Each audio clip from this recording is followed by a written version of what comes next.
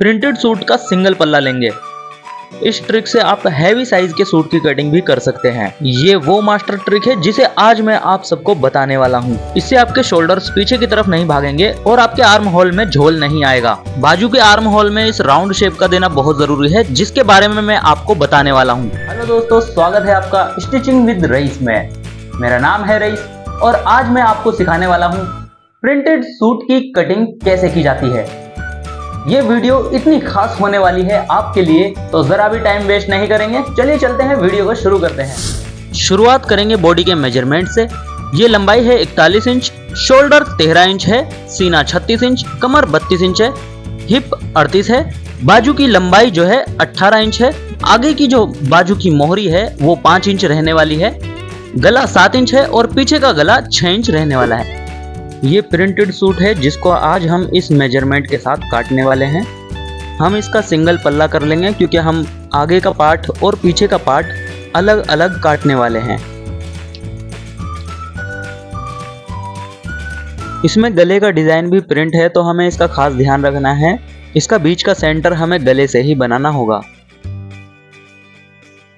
देखिए, इस तरह से इसको सेट करना है। सेट करने के बाद प्रॉपर तरीके से बिछा लेना है। सबसे पहले हम लंबाई लेंगे। हमारी लंबाई है 41 इंच और हम 2 इंच का मार्जिन लेंगे। ये हमने यहाँ पे मार्क लगा दिया है। हमने वीडियो में डिजिटल मार्का का भी इस्तेमाल किया है, जिससे आपको समझने में काफ़ी आसानी होगी। ऊपर का निशान लगाने के बाद हम शोल्डर का निशान लगाएंगे। 13 इंच शोल्डर है तो हम 6.5 इंच रखते हैं। गला हमारा बड़ा रहने वाला है, इसलिए हम आधा इंच का मार्जिन नहीं लेंगे इसमें। अब हम आर्म होल प्लस चेस्ट का निशान लगाएंगे। यहाँ से हम 6 इंच पर लेंगे। इसकी सिंपल ट्रिक है, जो आपने शोल्डर का निशान लगाया है उतना ही आप आर्म होल का निशान लगाएंगे। कमर का निशान हम 7 इंच पे लेंगे। ये डिपेंड करता है हाइट के अनुसार। 6 इंच से 7 इंच के बीच में हाइट के अनुसार ये निशान लगाया जाता है। इससे नीचे हम ले लेंगे हिप का निशान, जो कि हम लगाएंगे 6.5 इंच पे। 6.5 इंच का हमने शोल्डर भी रखा था और 6.5 इंच का हम कमर से हिप का निशान भी रखेंगे। अब हम एक स्केल की मदद से सारे निशानों को सीधा कर लेंगे। चेस्ट है हमारी 36 इंच, तो हम 9 इंची पर निशान लगाएंगे। आधा इंची लूजिंग का छोड़ेंगे क्योंकि कस्टमर को फिटिंग में सूट चाहिए। अगर लूज चाहिए होता तो हम 1.25 इंच या 1 इंच रख सकते थे। 1.5 इंची का आगे मार्जिन बढ़ाकर हम निशान को लगा लेंगे। इसी तरह से हम कमर का भी निशान लगा लेंगे। कमर हमारी 32 इंच है तो हम 8 इंची प्लस आधा इंची का लूजिंग छोड़कर निशान लगा लेंगे। 8.5 पर निशान लगाने के बाद हम 1.5 इंची का मार्जिन रख लेंगे।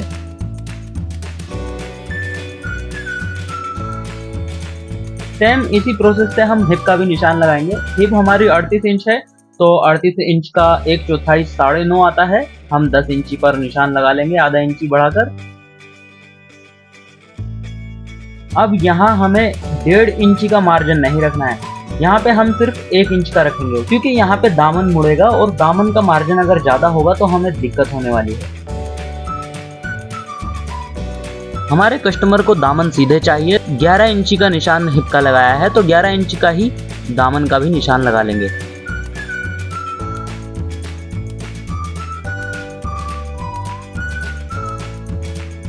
अब हम आर्म होल का निशान लगाना बताएंगे। यहाँ से ऊपर से 6.5 लिया था शोल्डर का,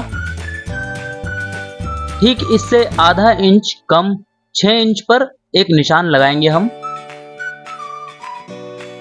और स्केल की मदद से उसे सीधा खींच देंगे और इसको एरो शेप में एक निशान और लगाएंगे। चौक की मदद से हम इस निशान के बीच में गोलाई बनाएंगे।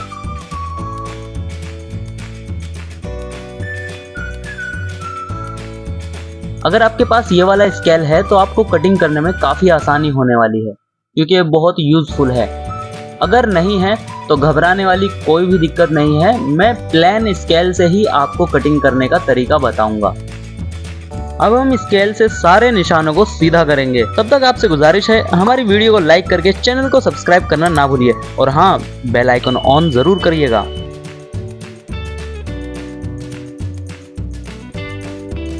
इसके बाद हम इसी प्रोसेस से मार्जिन के निशानों को भी लगा लेंगे।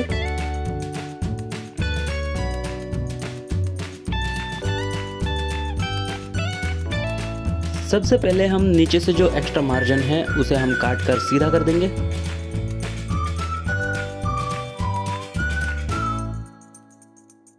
आर्म होल की गोलाई प्रॉपर सही आनी चाहिए, इसलिए निशान आप पहले से ही सही लगाएं।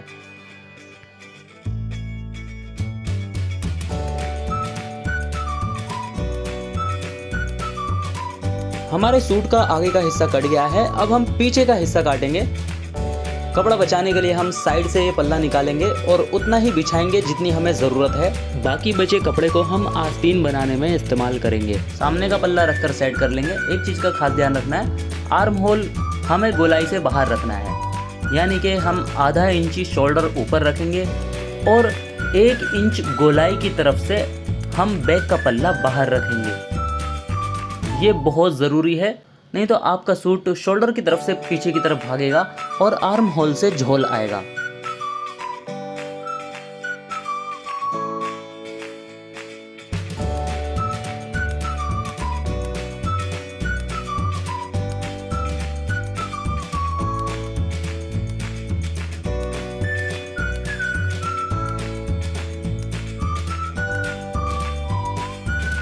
जहाँ जहाँ हमें ज़रूरत है वहाँ हम कुटके भी लगा लेंगे साथ साथ। और पल्ले मोड़ने के लिए हिप के निशान से आधा इंची ऊपर एक कुटका भी लगा लेंगे।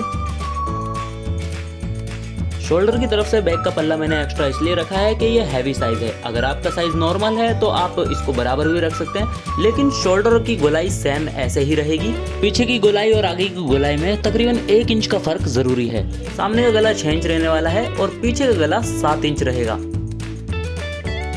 अब आ जाते हैं बाजू की तरफ। कपड़ा लेकर हम आस्तीन का नाप ले लेंगे। 18 इंच आस्तीन है, हम 18 इंच पे निशान लगा लेंगे और 2 इंची का मार्जिन रख लेंगे आगे की तरफ। प्रिंट का हमें खास ध्यान रखना है, अगर प्रिंट ऊपर की तरफ जा रहा है तो दोनों बाजू का प्रिंट ऊपर ही जाना चाहिए, इसलिए हमने ये काट ली है पहले से ही और स्केल की मदद से हम निशानों को सीधा कर लेंगे। आर्म होल की गोलाई हमने सूट में 6.5 इंच रखी थी, हम बाजू में 8 इंच रखेंगे और 1 इंची का मार्जिन एक्स्ट्रा लेंगे। यहाँ से गोलाई हम 2.5 इंची से करेंगे, जिसको स्केल की मदद से सीधा करके गोलाई दे देंगे। मोहरी हमने 5 इंच देखी हुई है, 5 इंच की रखेंगे, 1 इंच का गैप दे देंगे। सीधे स्केल से सीधे भी कर सकते हैं, लेकिन मैं आपको बताना चाहूँगा अगर आपके पास ये स्केल होगा तो आप बहुत आसानी से राउंड शेप में दे सकते हैं। मैं फ़िलहाल इससे ही कर लेता हूँ, मैं आपको सिर्फ दिखाने के लिए इस स्केल का इस्तेमाल कर रहा हूँ। बाकी सूट तो मैंने आपको सीधे स्केल से काट के दिखाया है।